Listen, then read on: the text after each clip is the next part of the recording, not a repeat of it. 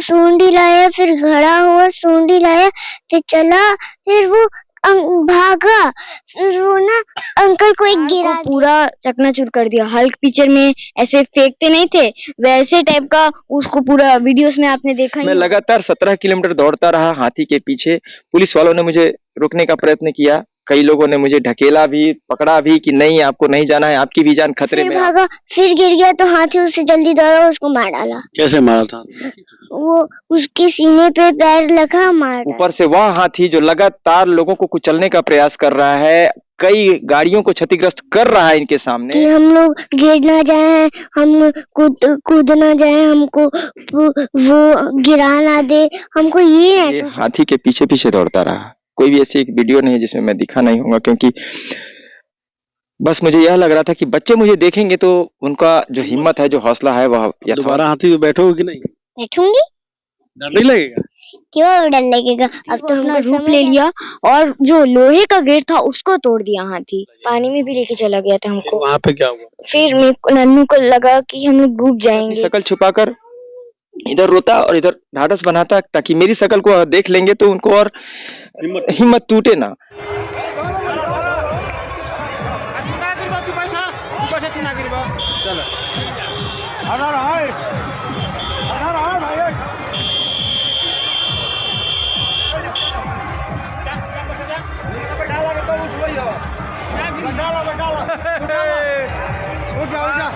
आवाज साथ में ही रहिएगा, ठीक है? हम यहाँ अभी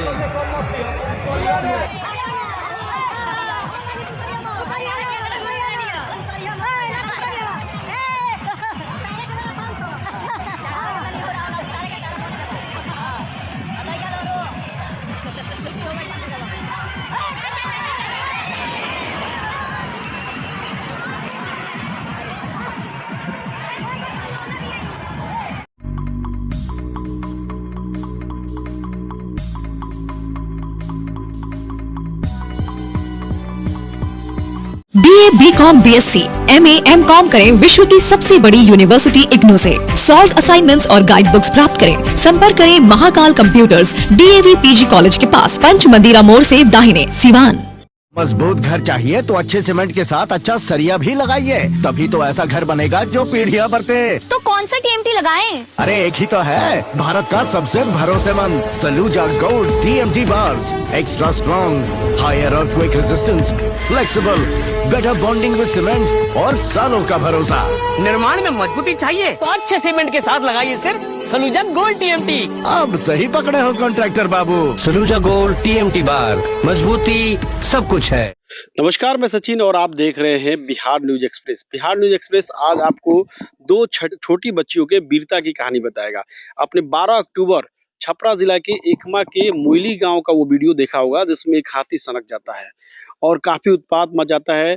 लगभग 6 घंटे तक हाथी इधर उधर दौड़ता है, कई कारों को क्षतिग्रस्त कर देता है, बस में टक्कर मारता है। और उसमें उस वीडियो में आपने देखा होगा कि दो छोटी छोटी बच्चियां उस हाथी के ऊपर बैठी होती है, सनकी हाथी के ऊपर, और करीब 6 घंटे तक कई किलोमीटर तक हाथी के साथ इधर उधर घूमती रहती है। उन दो छोटी बच्चियां हमारे साथ है, एक है यशस्वी भारती और दूसरी है प्रियांशी भारती। और उनके पिताजी जो है मुकेश भारती खुद एक पत्रकार हैं। और आज हम इन छोटी बच्चियों से पूछेंगे कि कैसे इन लोगों में उतना हिम्मत आया। और आपको बता दें कि छपरा जिले के तमाम नेता अब इन दोनों बच्चियों को वीरता पुरस्कार देने की मांग किए हैं। तो इन बच्चियों ने जो हिम्मत दिखाया, सनकी हाथी के ऊपर बैठकर करीब 6 घंटे तक लगातार उनके पीठ पे बैठी रही और हिम्मत के साथ काम लिया। सीधे बच्चियों से बात करते हैं। क्या नाम हुआ बाबू आप? यशस्वी भारती। किस क्लास में पढ़ती है? Class KG2। हाँ। 12 अक्टूबर को हाथी पे बैठी थी ना? हाँ। कौन बैठाया था? पापा। क्या हुआ था उसके बाद? पापा प्रॉमिस कर रहे थे कि तेरे को बैठाऊंगा, और बैठाए, और फिर वो सूंड लाया, फिर खड़ा हुआ, सूंड लाया, फिर चला, फिर वो भागा, फिर वो ना अंकल को एक गिरा दिया। वहाँ पर सीट था तो अंकल को कुछ लगा नहीं, तो अभी नहीं तो उनको लग जाता। अच्छा, उसके बाद क्या हुआ? उसके बाद फिर गाड़ी वाड़ी को फोड़ा। अंकल पहले उसको पीछे लेके आए, फिर उसको डंडा से मारे और फिर वो गाड़ी वाड़ी को फोड़ने लग गया। फिर जहाँ पर उसको हल्ला आ रहा था वहाँ पर वो भाग भाग के जा रहा था। पापा ट्रे पूरा मिठाई का दिए, फेंके तब भी वो नहीं खाया।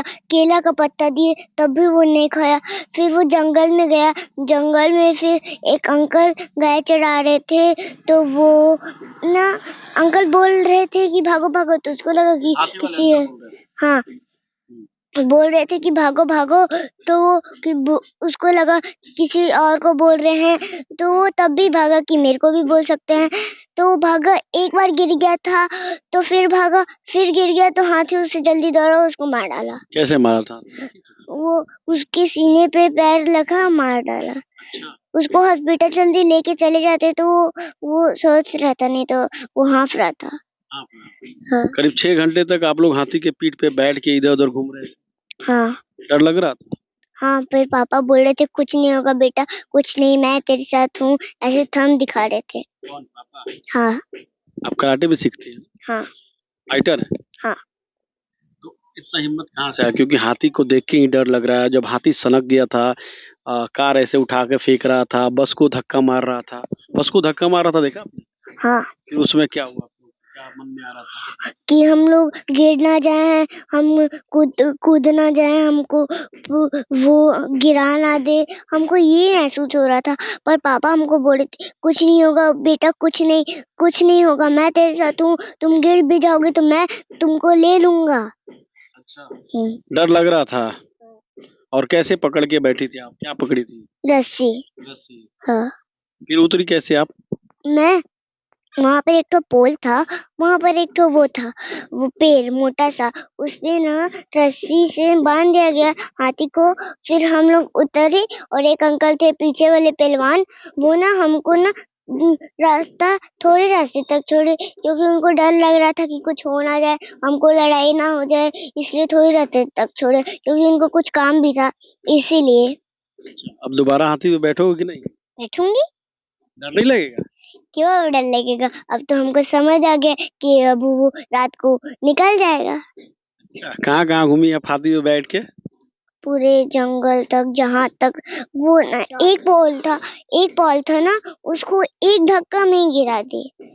हाँ, और एक ठो स्कूल था, उसके अंदर ना उसको लेके गए, वहाँ पर जामुन का पेड़ था, तो उसको वो खाएगा तो शांत हो जाएगा, उसको टच हो जाता तो वो शांत हो जाता, पर टच दूर होता। और पापा उनके छत पे भी चढ़ गए थे, वो छत पे चढ़ गए थे कि वो ले लेंगे गोदी, पर उसके थोड़े दूर तक वो चले गया और ना गेट को ना तोड़ दिया, हाई स्कूल का। हाँ। दोबारा हाथी पे बैठना है? देखिए, एक छोटी सी बच्ची है, मात्र इसकी उम्र 6 साल है और इसकी हिम्मत आप देख सकते हैं। आपको बता दें कि स्टेट चैंपियन रह चुकी है कराटे चैंपियनशिप में ये बच्ची, और आप समझ सकते हैं कि कितना इसकी हिम्मत इसमें कूट-कूट के भरा है। इसके पिताजी मुकेश भारती जी एक पत्रकार हैं और बच्चियों को कराटे की ट्रेनिंग भी देते हैं। तो आप समझ सकते हैं कि मुकेश भारती जी ने किस तरह अपने बच्चियों को ट्रेन किया है। इनकी बड़ी बहन है प्रियांशी भारती, हम इनसे ही बात करते हैं। बाबू क्या कहेंगी, कैसा लगा? पहले मैं आप सबों को नमस्ते करती हूँ, दर्शकों को। बताइए 12 अक्टूबर को कैसे क्या हुआ? जब 12 अक्टूबर में मतलब 11 अक्टूबर नन्हू का बर्थडे था, तो हम लोग नन्हू का बर्थडे मनाए। उसके पापा जी इसको बोले थे कि तेरे को हाथी पे मतलब झुलाऊंगा, मतलब बैठाऊंगा, तो प्रॉमिस करे थे, तो पापा तो बैठाए भी हमको, लेकिन फिर वो अपना ऐसा रूप ले लिया, सनक गया था एकदम से, और उसको पापा जी ट्रे में दे रहे थे, लड्डू फेंक रहे थे, तब भी वो शांत ही नहीं हो रहा था। वो एक बुढ़े आदमी को गिरा भी दिया सूंड से अपने। आप लोग जैसे बैठे उसके बाद तुरंत गिरा? हाँ, तुरंत गिरा दिया था। उनको वैसे कुछ हुआ नहीं, लेकिन जो कार में आदमी बैठे थे उनको दोनों तरफ से ऐसे कर दिया था, बस की तरफ से वो निकले तो निकले कहाँ से, है ना, पूरा मतलब उसका हाथ पैर टूट गया है। वो जो आदमी था उसके अंदर, कार को पूरा चकनाचूर कर दिया। हल्क पिक्चर में ऐसे फेंकते नहीं थे, वैसे टाइप का उसको पूरा वीडियोस में आपने देखा ही होगा, वैसे ही कर रहा था। और बस को एक बार ऐसे मारा तो वो पिचक गया, और उसको फिर बस को तो लेके चले गए, खैर उतना नुकसान नहीं हुआ, लेकिन नुकसान उसका बहुत था। कई सारे दुकानों का जो छतरी निकला हुआ उसको तोड़ा था। तोड़ रहा था और क्या बोलते हैं बहुत सारे बाइक्स को भी क्षति पहुंचाया है ना। हम और केला दे रहे थे और लड्डू दे रहे थे कि 2-4 ठो हो जाएगा तो शांत होएगा, तो नहीं हो रहा था। फिर सब लोग एक दिमाग लगाया कि हाई स्कूल में घुसाओ, हाई स्कूल में जब उसको घुसाए तब तब हम लोग को लगा कि अब शांत हो जाएगा, तो हम लोग थोड़ा रिलैक्स हुए। जब उन लोगों को क्योंकि वो बेर होता है ना, वो उन लोग को अच्छा लगता है, एक था वहाँ पेड़, तो उस पे थोड़ा सा टच हो जाता ना तो शांत हो जाता, लेकिन टच करने की कोशिश की जो महावत थे, लेकिन वो हुआ नहीं। उसके बाद फिर वो अपना रूप ले लिया और जो लोहे का गेट था उसको तोड़ दिया हाथी। तो जब आप लोग बैठे उसके बाद तुरंत हाथी सनक गया, आगे कुछ लोग थे उनको मारने लगा, तो उसके बाद से आप लोग के मन में क्या चल रहा था? डर लग रहा था? हाँ, हमको लग रहा था कि क्या जब रोड पे थे तो हमको लग रहा था जब वो बस कार को मार रहा था तो मुझे लग रहा था कि हम लोग गिर जाएँगे। लेकिन फिर मुझे लगा कि नहीं, हमने अब पापा जो सिखाए हैं उसको अमल करना है, और पापा बोल रहे थे कुछ नहीं होगा बेटा। अगर जब तक हमारे पास पापा थे तो लग रहा था कि हम लोग बच जाएँगे। लेकिन जब वो चौर में गया, हम लोग को पूरा चौर घुमा रहा था, तब कोई नहीं था हम लोग के पास, पापा भी नहीं थे। थोड़ा तो मेरा वो हिम्मत डाउन हो रहा था, लेकिन फिर हमारे साथ जो थे महावत, वो बोल रहे थे बेटा कुछ नहीं होगा, तो हमको थोड़ा हिम्मत बना। और हम लोग को कुछ-कुछ पापा जी सिखाए थे कि जैसे रात हो जाए, रात में भी हम लोग उनके साथ ही थे। रात हो जाए तो क्या बोलते हैं, बेटा आप चाँद और तारे को देखना, वहाँ हमारे दादा परदादा देखते हैं और आपको कुछ होने नहीं देंगे। तो हम लोग उस चीज़ को अमल करके प्रयास किया मैंने। और नन्हू रात को रोने लग गई थी, तो रात हो गया था। रात हो गया था तो पापा कब जाएँगे, पैर-वैर दर्द दे रहा था, वॉशरूम लगा था और भूख लग रहा था, है ना? तो वो रोने लगी थी पापा करके, तो मैंने बोला बाबू कुछ नहीं होगा, हमको पापा जी ड्रोन से देखेंगे और हेलीकॉप्टर आएगा हमको लेके चल जाएगा। वो पापा हमको कैसे देख रहे होंगे दीदी? तो मैंने बोला कि ड्रोन कैमरा से, वैसे कुछ आया नहीं था। यही सब मैंने उसको अच्छे से उसको हिम्मत दे रहे थे। हिम्मत दे रही थी। और मैं तो कहना चाहूँ मेरे से ज़्यादा समझदार मेरी बहन है, क्योंकि अगर वो रोने लग जाती तो मेरा भी हिम्मत टूट जाता। हाथी ने एक किसान को ही मार दिया था। हाँ, एक किसान को भी मार दिया था चौर में जाके। कैसे? वो अपना मतलब पैर या सूंड से उसको मारा था, पटक दिया था। उसको भागने के लिए बोला जा रहा था, उसको लगा किसी और को बोल रहे हैं, तो वो स्मेल कर ले रहा है ना आदमी, इंसान जहाँ चला है वहाँ पर ही जा रहा था वो। हाथी? हाँ, हाथी। अच्छा, तो आपने देखा कि किसान को कैसे मारा? हाँ। उसके बाद तो और डर थोड़ा सा आ रहा थोड़ा सा डर लग रहा था कि कहीं हम लोग कूद जाते तो हम लोग को भी वो ऐसे करने लग जाता, हम लोग को भी मार देता। तो हम लोग मतलब फिर थोड़ा सा मैंने पापा, अगर हम लोग रोने लग जाते तो पापा का ही मनोबल टूटने लग जाता, हिम्मत टूटने लग जाता, है ना? पापा तो पीछे थे, उसके बाद से फिर पापा जी दिख ही नहीं रहे थे हम लोग को। तो तब भी मैंने हौसला बढ़ाया, और एक बार तो हमको मतलब 5 फीट पानी में लेके चला गया था। अच्छा, हाथी पानी में भी लेके चला गया? पानी में भी लेके चला गया था फिर हमको। वहाँ पे क्या हुआ? फिर नन्नू को लगा कि हम लोग डूब जाएँगे, लेकिन फिर अंकल लोग बोले कुछ नहीं होगा बेटा, ये लोग तैरते हैं, कुछ नहीं होगा। तो अच्छा, पुलिस प्रशासन आप लोग के सहयोग के लिए आ रही थी कि नहीं? वो कुछ कर ही नहीं थी, वो ड्रोन ना कैमरा की थी, कुछ नहीं हो रहा था, बस वो राउंड कर रही थी, कम से कम राउंड कर रही थी, थोड़ा हिम्मत बन रहा था हम लोग को रात को, क्योंकि रात को हिम्मत एकदम टूट गया था। तो लेकिन फिर पापा जी जब वो गाड़ी चल रही थी ना परसा वाले रोड में, तो यूँ-यूँ बहुत बार जा रही थी, तो हम लोग पुलिस की गाड़ी, तो हमको लगा कि हाँ, पापा जी हैं, अब हमको कुछ नहीं होगा, तब थोड़ा मनोबल भी हुआ। चोट-वोट भी लगा आप लोग को? हाँ, ये यहाँ चोट लगी, पैर पैरों में अच्छा, काफ़ी चोट है। पैरों में भी चोट लगी हम लोग फिर आप को। लोग उतरे कैसे? हम लोग को एक पेड़ था, चिमनी था, परसा वाला चिमनी था, एक जो पहला होता है, वो वहाँ था, और 2 पेड़ उसके आगे 2 पेड़ थे, वहीं पर उसको बाँध दिया। वो रात को बात सुनने लग गया था फिर, बहुत उसका वो अंकल लोग उसको कुछ कर रहे थे, तो उसका बात सुनने लगा था। कितने बजे आप लोग घर आए? 8-9 बजे आए घर। चलिए, इनके पिताजी हैं, देख सकते हैं कितने भावुक हो गए हैं। भारती जी हैं, पत्रकार हैं, भावुक हो गए बच्चियों को जिस तरह से इन्होंने हिम्मत दिया। भारती जी, सबसे पहले तो आपको बहुत-बहुत धन्यवाद कि बधाई, आपकी दोनों बेटियाँ सही सलामत सुरक्षित घर वापस आ गई, और दूसरी चीज़, जो आपने सिखाया, पढ़ाया, बच्चियों ने उस पे अमल किया और काफ़ी अच्छे तरीके से, जिस तरह से सनकी हाथी पे बैठी थी, अच्छी तरीके से हैंडल किया। क्या कहेंगे? सबसे पहले मैं दर्शकों को प्रणाम करना चाहूँगा, और आप सबों को भी कि इतनी दूर से इन बच्चियों के लिए आप आए हैं। हिम्मत तो रातों में एक रात में पैदा नहीं होती। और उस समय का वाकया बताऊं तो मैंने जो हिम्मत भरने का प्रयत्न किया था, उतनी हिम्मत तो मैं भी न जुटा पाता यदि मैं इस अवस्था में फंस गया होता। किंतु मेरी बच्चियों ने यह साबित कर दिया कि मेरे बाप हिम्मती हैं, तभी मैं हिम्मती बनी हूँ। मैं एक पेशे से पत्रकार भी हूँ, छत्तीसगढ़ में पत्रकारिता करता हूँ।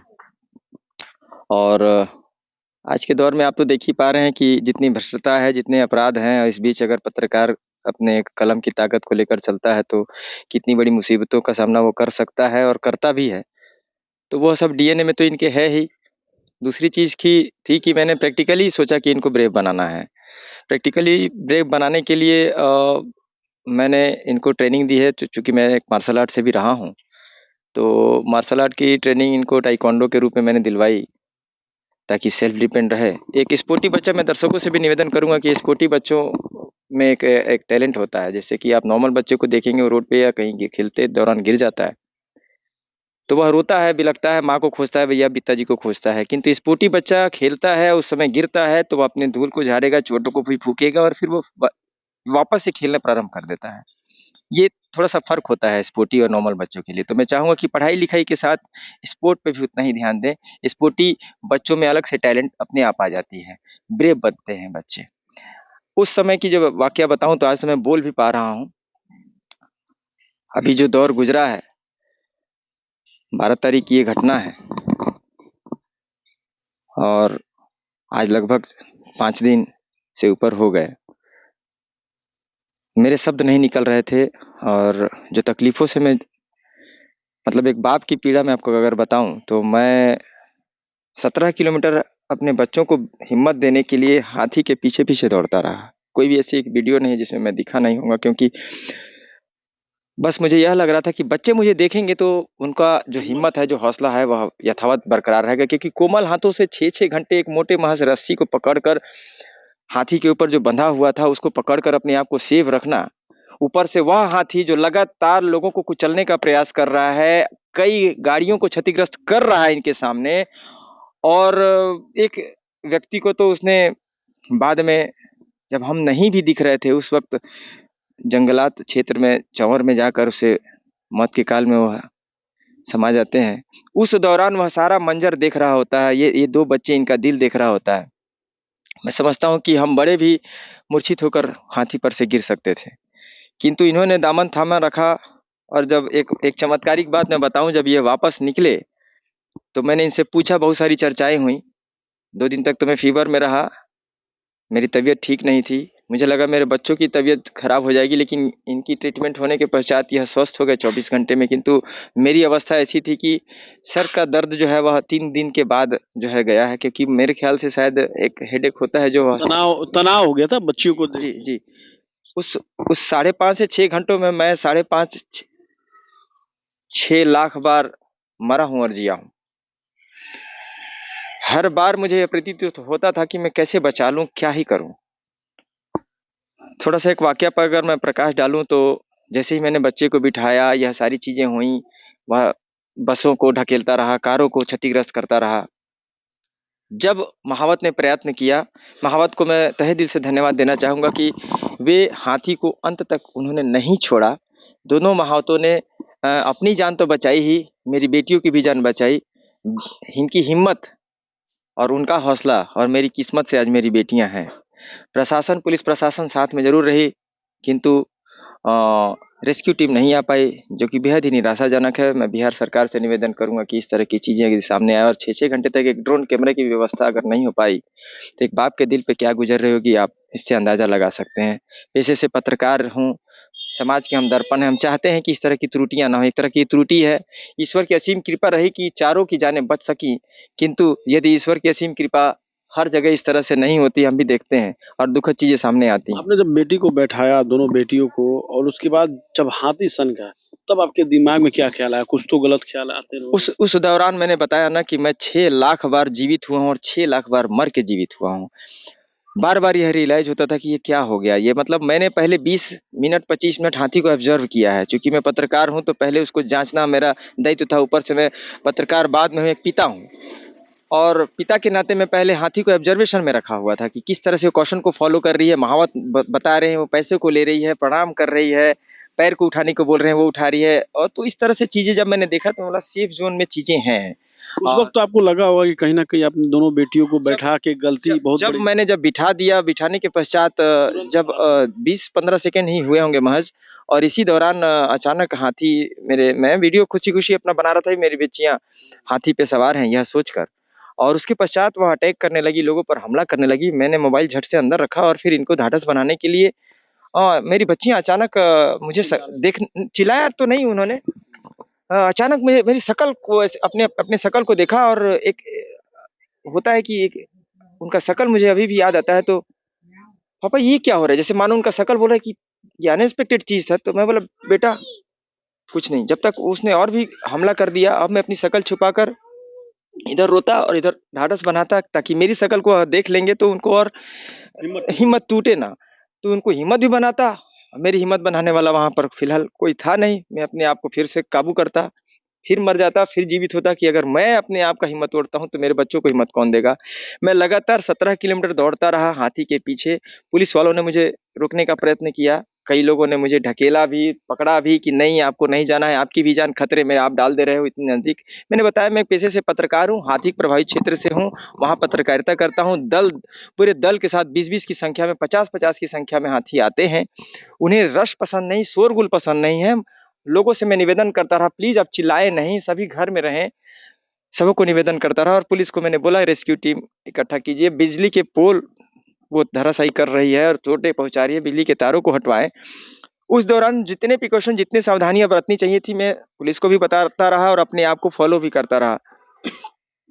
जब हाथी गंडक के रास्ते महावत में अथक प्रयत्न करके 2 घंटे के पश्चात शहर में 1.5 घंटे तक वह विजिट करती रही, पुलिस भी सभी लोगों को समझाती रही कि आगे मत आइए, सड़क को भी बहाल कराती रही, दूर दूर से लोगों को रोकती रही। जब महावत ने गंडक का रास्ता अपनाया, बहुत ही सकरा रास्ता था, वहां से दोनों तरफ से कटीले पेड़ों का जो जमावड़ा था, वहां से हाथी चीर कर निकलती थी। और मेरे बच्चों को कई कटीले जो पेड़ों के जो कांटे थे वह चुभ रहे थे, जितने में जैसे मैं उनको पालता हूँ एक पिता को, आप समझ सकते हैं। और वो जो उनको चुभ रहा था, मेरे दिल पे सारे कई छेद हो रहे थे। और उस दौरान मैं आपको बताऊं कि जिस सिचुएशन से मैं गुजर रहा था, ईश्वर किसी को वह सिचुएशन ना दिखाए। और जब वह चंवर में घुस गई, धीरे धीरे मेरे नजरों से ओझल होने लगी, तब मैं अपने आप को अकेला महसूस करने लगा। जो भी माताएं बहनें मिलती उनसे निवेदन करता, मेरी बेटी उस अथाह एक ऐसे हाथी के ऊपर सवार है जो जानलेवा हो गई है, और कभी दौड़ रही है, कभी उछल रही है। मेरे बच्चे गिर जाएंगे तो न जाने क्या हो सकता है। दुआएं कीजिए प्लीज। मैंने सुना है कि दुआओं में बड़ी शक्ति होती है, इसलिए सबों से, जिनको मैं नहीं पहचानता हूं उनसे भी मैंने दुआएं मांगी और सबों ने दुआएं करी भी मेरे सामने। सैकड़ों लोगों ने तो मेरे सामने ही दुआएं करी। फिर मैंने फेसबुक वगैरह में कुछ वीडियोस को तुरंत डाला कि दुआएं मुझे, मेरे बच्चों को प्राप्त होती रहें। तो हजारों लोगों ने, लाखों लोगों ने दुआएं दी। आज उन्हीं का नतीजा है, आप सबों का दुआओं का ये फल है कि मेरी बेटियां मेरे पास वापस आई हैं। और हिम्मत तो माता रानी ने इन्हें दी है। कुछ एक छोटी छोटी चीजें होती हैं जो आप अपने बच्चों को घर में प्रैक्टिकली भी दे सकते हैं। यदि बच्चा किसी से डर रहा हो, किसी चीज से डर रहा हो, उसको वही चीज देकर उसको बताइए कि ये कुछ भी नहीं है, डरने की चीज ही नहीं है। अंधेरे से मेरे बच्चों को भी डर लगता है। मैं जहाँ रहता हूँ सर, वहाँ पे बिजली कभी गोल होती ही नहीं है। Balco Bharat aluminium company limited खुद एक बिजली जो है उत्पादन करती है। गेवरा प्रोजेक्ट एशिया महाद्वीप का सबसे बड़ा प्रोजेक्ट है, कोल माइंस है।